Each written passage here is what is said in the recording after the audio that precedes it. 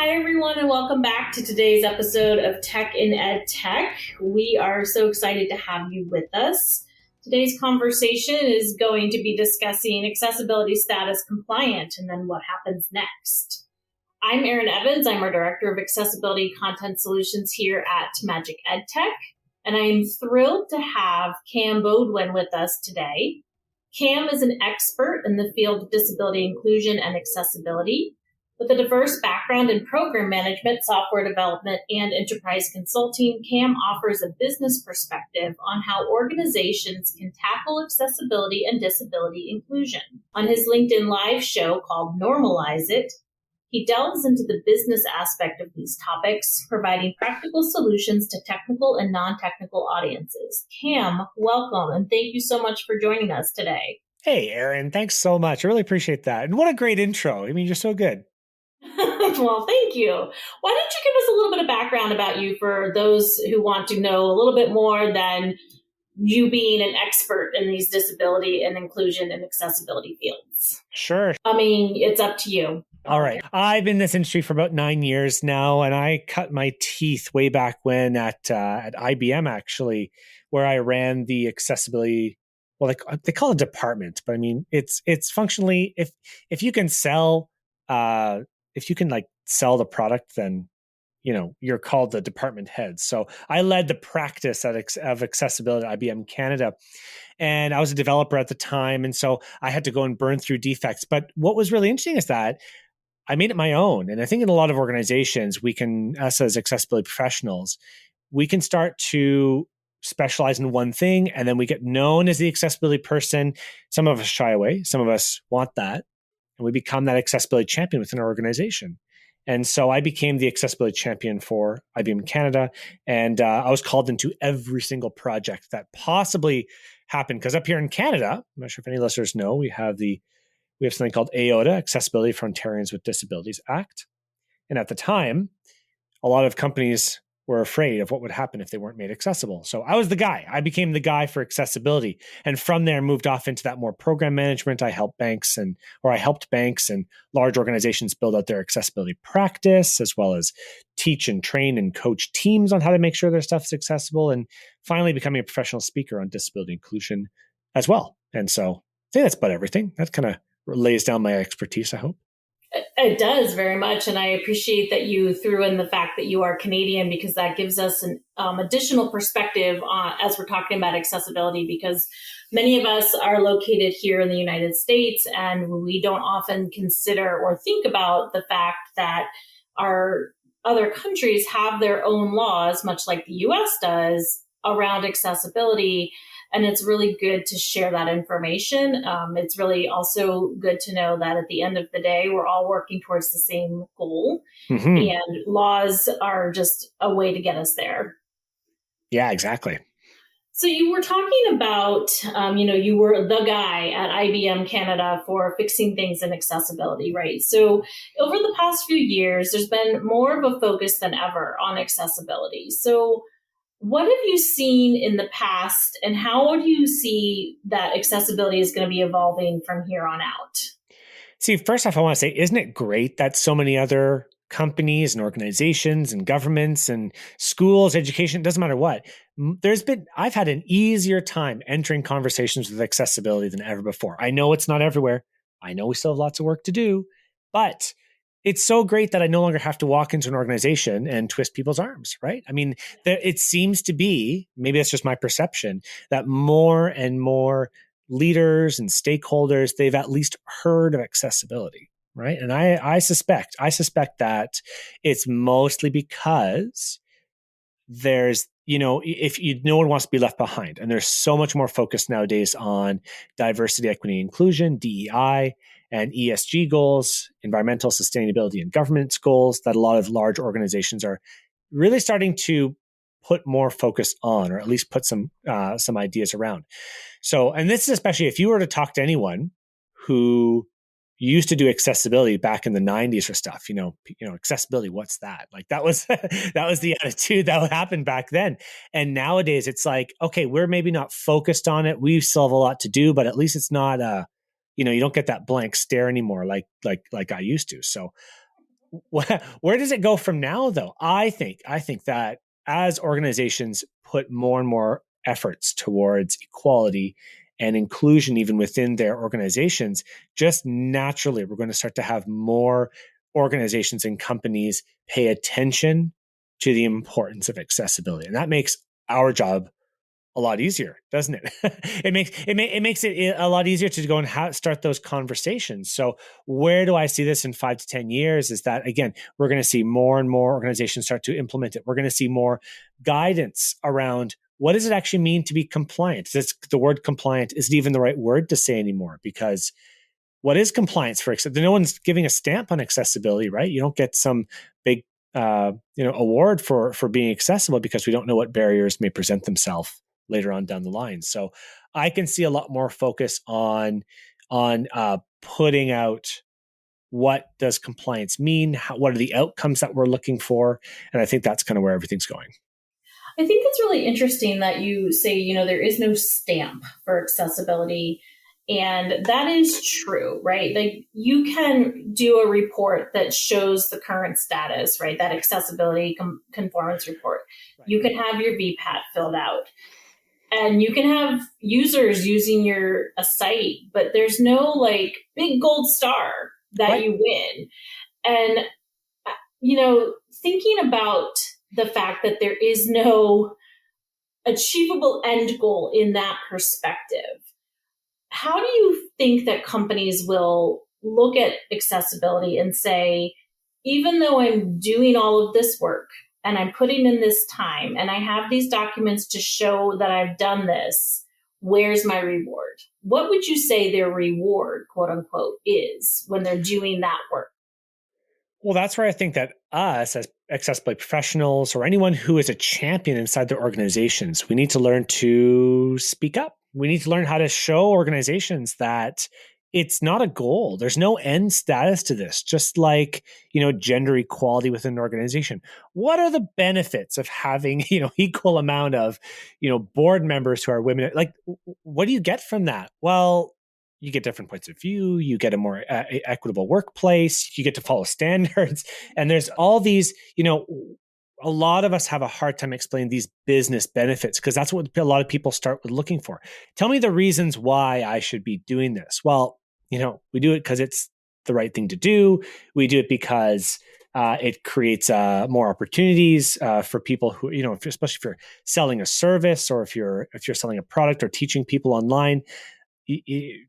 Greater access is what you want, right? Don't you want users, right? So a big part of what I talk about is around communication and advocacy. And so we need to get comfortable having that conversation with people and say, it's not an end goal. There's nowhere that we're going to finalize and say, finally, we are here. We are the most equitable company, right? That doesn't really exist. It's a learning process for everybody. And everyone just has to get comfortable with the fact that there is no end goal, that we need to focus on the journey. I do love the way that you talk about focusing on the journey, because that is also how I approach it, and how we approach it here at Magic. It is a journey, and where are you on your journey, and where do you need to go?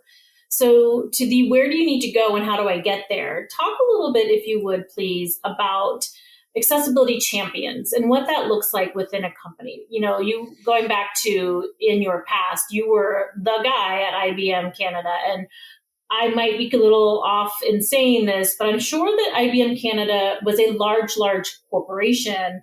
So there had to be more than one person, and you have to start somewhere. But how do you empower those companies and teams with the tools that they need to take the learnings and the championing of those people, those individuals, to make it into an initiative that is then sustainable and something that can be implemented throughout the company? So I would say don't start like how I started. When a lot of us start like this, right? I mean, we started saying, I'm going to stand on this soapbox and I'm going to shame everyone into compliance. And over time, I think we all kind of go through that process where the only way we think that we can be heard is to tell everyone how wrong they are in doing what they're doing. And it's only through experience of being maybe even on the receiving end sometimes of this that you realize that we're not going to be winning any awards for doing that either. In fact, I've got a funny story. So when I used to consult with the bank, I used to walk around with the Darth Vader music, ready queued up on my phone, because I would walk into sprint meetings with dun, dun, dun, dun, dun, dun, dun, dun. And it's like, is that really the perception that we want people to have when we're trying to help them with accessibility? Absolutely not. So I would say that the best thing that you can do is, you as an accessibility champion inside the organization, and sometimes you are, an entity of one, a power of one. You've got to get comfortable with the idea that you're a coach more than anything else, and you're not going to win every single battle. You're not going to win every single battle. Just like how your fitness coach is not going to get you to eat perfectly all the time, or your money coach, maybe you go and spend something when you're not supposed to. These are the types of ideas that I try and relate to what we do here in advocacy. You are a coach first, and you're not going to get all your wins. Now, say you've got that down, you understand you're not going to get every single win. How do you start to create an environment where other people want to join your cause? Well, it's got to be around the idea of acceptance and understanding that people may have different places where they start. And I always say, start where someone else is right now. Don't try and convert them. So if somebody, and I love storytelling, I'm big on storytelling. If somebody inside the organization is resistant or hesitant to caring about accessibility, you got to meet them there and start to relate to where they are mentally, because maybe they have other requirements that they need to care about right now. Maybe they have other tasks that need to be completed first. I know I speak to a lot of advocates who they say, my boss just doesn't listen to me, and I can't seem to get them. I said, okay, it's okay. This sprint, you're not going to win. Next sprint, you maybe not win either. So what are you doing for accessibility 2 or 3 sprints down the line? And I say we have to focus a little bit further down, and you're going to get a lot more wins if you do that. So the best thing that you can do to really start to get an organization to care, or get your peers to care, is really meet them where they are, and be open and approachable, so that anyone wants to come to you and get their questions answered. Yeah, and I really like that approach, and I like that how you framed that, because I think it also is that natural tie-in to some of those DEI initiatives, where it is bringing in the empathy piece, understanding where you are, and working from there to move forward, instead, as you said, being the Darth Vader, here comes the bad news. There is no bad news here. It is the reality of where you as an organization may be, doesn't mean you have to stay there, and you can move forward, right? So let's talk a little bit about scaling an accessibility initiative and how members of the accessibility community could help. Where do you think that companies find it difficult to take these ideas, and having learned accessibility is important, it's going to broaden your customer base because more people can use your products. Why is it still a difficulty to move those forward? I think one of the biggest gaps that us as accessibility professionals are still not with it yet, and even I'm still learning this, is that we don't document enough. We don't document our processes enough, and we don't document the way that we're going to approach a situation. Because imagine if every single time you brought your car into the mechanic, if it was something new every time. I'm here for an oil change. Well, we're going to put synthetic in this time. You come back another time. Well, we're going to put this other one. You say, well, why did you change it? And they say, I don't know. That's just what we feel like today. But that's how we react to so many of these situations. Now, I understand. I totally understand. Sometimes a button or a label, you got to treat them differently depending on what the scenario is. But our approach to how we solve the problem can be standardized and can be documented. And maybe the solution is different, but what that starts to do is it starts to raise the confidence of the people who are in our organizations to your expertise. And that's something that even myself, like I just recently left my full-time gig to do consulting full-time on my own organization. And what confidence it brings to my clients now when I show them a well-documented report. They know that they're going to receive an answer from me within this amount of time. They know that they're going to receive a response to their request and a recommendation, all documented the exact same way every single time. That starts to make you seem like a serious, person who is willing and able to help in a rigorous way. And that's going to start to give confidence to them when they approach you and say, like, hey, we need this solution here. And it's not just winging it. This person is not going to wing it every single time that they come. So I would say that is the biggest thing that we all need to learn. And even myself, this is a good approach to giving recommendations for accessibility. I like that approach. I personally am a big fan of documentation and process because it does help. And obviously, it's also an evolving piece. And in my experience, that's been the caveat. Like, I often joke that I want to wear a t-shirt all the time that says it depends, because you can approach it from that same systematic way, but inevitably there's going to be a curveball that you're going to want to adjust for. And still important to then document that curveball, because you'll say, hey, next time when it comes up, we've had this experience. But I think that's a really good way to approach helping to scale those initiatives. And I would even just jump in and say one more thing to that too, right? You may have two different solutions to the same problem, but if that email is a template email that you send every single time that someone says to you, hey, I've got a question on accessibility for you. If that response came back the same thing, and if we clarified, right? It could be something as easy as, this is the problem as I understand it.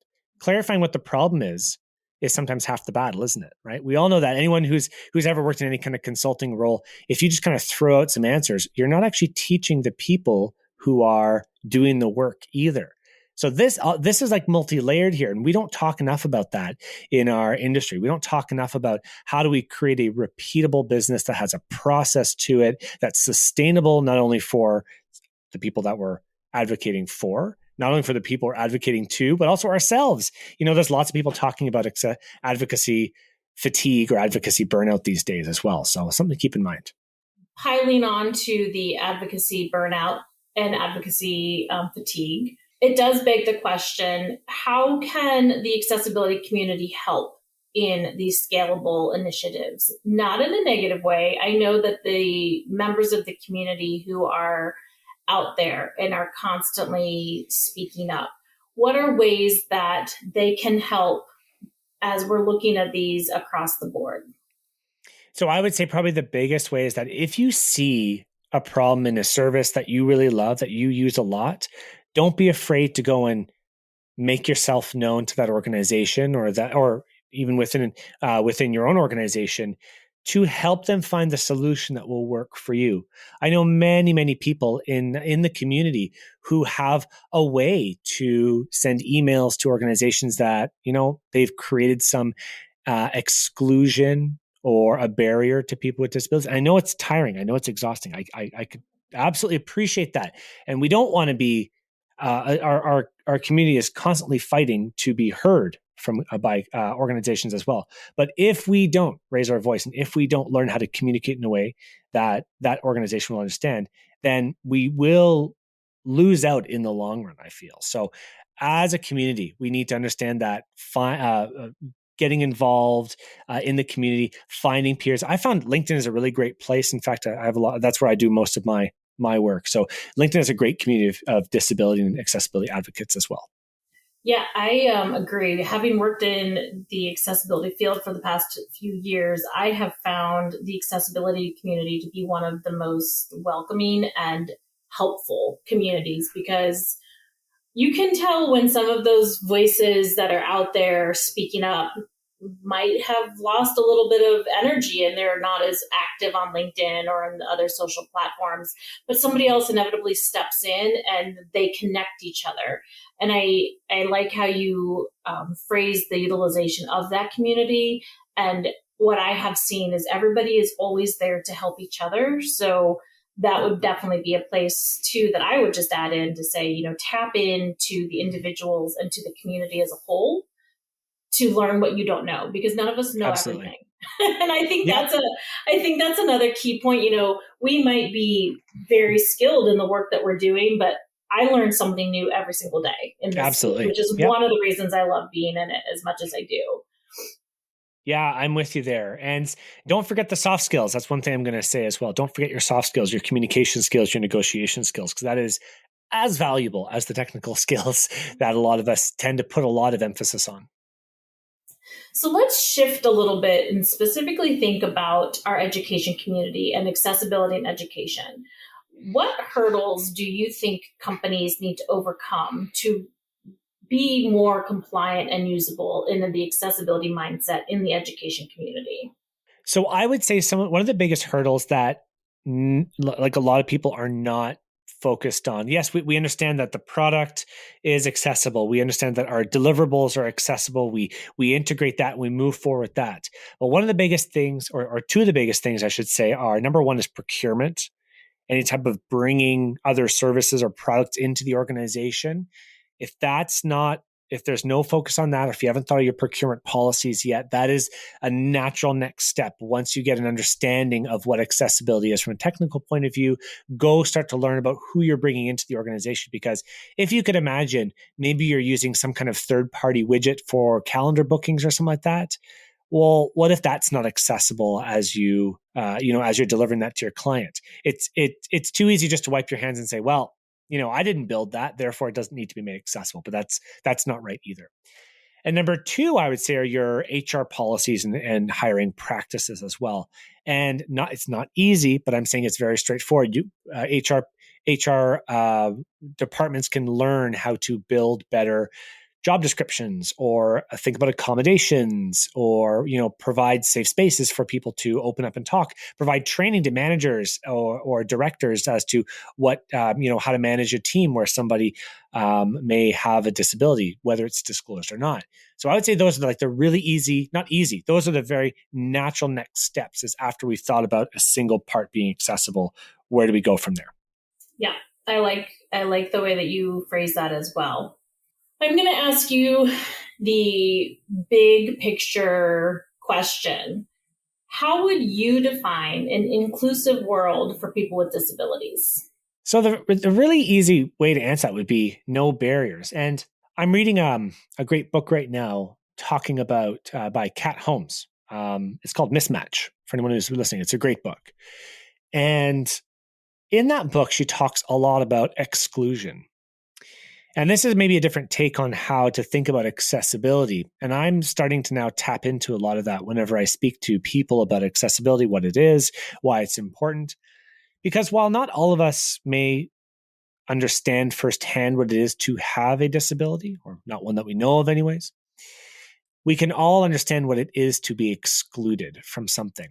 Even if you go back in time, when you're a kid and you weren't invited to a party, or maybe you didn't get to go to your grandparents' house or something like that, or a friend had something that you didn't and you wanted to go join in and they didn't want you to. We can all understand what exclusion is. And so to me, the world, an inclusive world, is one where there's no exclusions for anybody based on their ability. Wouldn't that be like the best place to live? I would love to have I would Right? love to be there, right? Right. One step at a time, baby steps. And I think Um, but it starts with us, doesn't it? it does, It starts with each absolutely. and every single one of us, right? And whether it's, you know, maybe you're at work, and as more and more of us are going back to an office kind of setting, what is it to invite, your whole team out, if it's 12 o'clock, and it's really interesting. I'm not sure if, a lot of the listeners are going back to work, and it feels different now at work, doesn't it? I'm not sure if anyone has felt that, but going back to an office setting where you're supposed to have lunch again. Do you have lunch with your peers? Do you go out for what is it to say, okay, everyone, at noon every Wednesday when we go to work, we're just gonna have lunch together? Is that okay? If you don't want to join, I mean, it's fine, but what if we were to create a more inclusive world by just starting with our own community and our own workplace and things like that? Yeah, I agree that it does start with your individual actions. And I think that goes for anything that you're trying to do good or do something better in the world. But especially when you're thinking about accessibility and inclusivity, utilizing whatever you're working on in your daily office job. Maybe it's a computer program, maybe it's your email program, but you notice something that you can't navigate to with a keyboard, or it doesn't make sense to you, or you can't see because you're getting older and your eyesight is changing, right? So just raising your hand and saying, hey, have we looked into this? Is this something that we can see where it's falling in the compliance, and what can we do to fix it? Right. All right. What advice do you have, Cam, for ed tech companies and educators who might be listening to our show? I would say that don't shy away from this topic. A lot of us create barriers in the work and what we do, not out of intent, but it does seem to kind of crop up, doesn't it? And a lot of the times, I know for myself, when I excluded somebody or something, it was not intentional. And then when I realized it, I felt ashamed. I mean, I think that's very natural as well.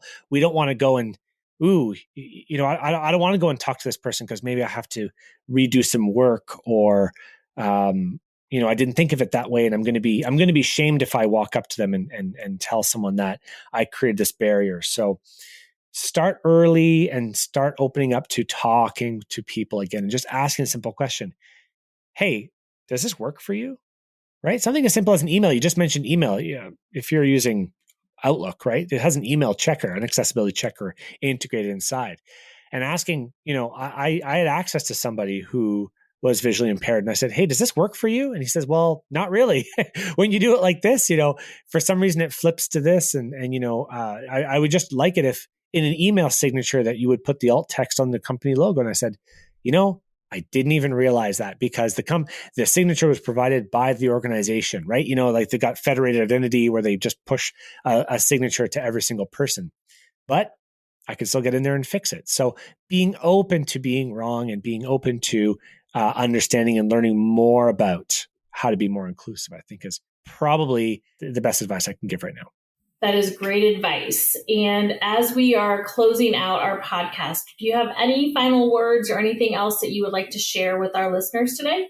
I'd say if you have time on Fridays at noon, I do host that LinkedIn Live show. We just talked about the show. So that's my LinkedIn Live show on disability inclusion, accessibility, and I try and bring a business tilt to it as well. So there's a lot of podcasts out there talking about the tech, but this is much more for business. So we try and bring on a whole bunch of people. I had the Chief Accessibility Officer of Canada on the show. I also have some people from Microsoft and also HR reps. So it's a great podcast. Come check it out if you can. Well, thank you again so much for your time today, Cam. We really appreciate having you. It was a great conversation. And for our listeners of our Tech and EdTech podcast, thank you all for joining us. And we look forward to having you join us at our next episode. Thanks for having me, Erin.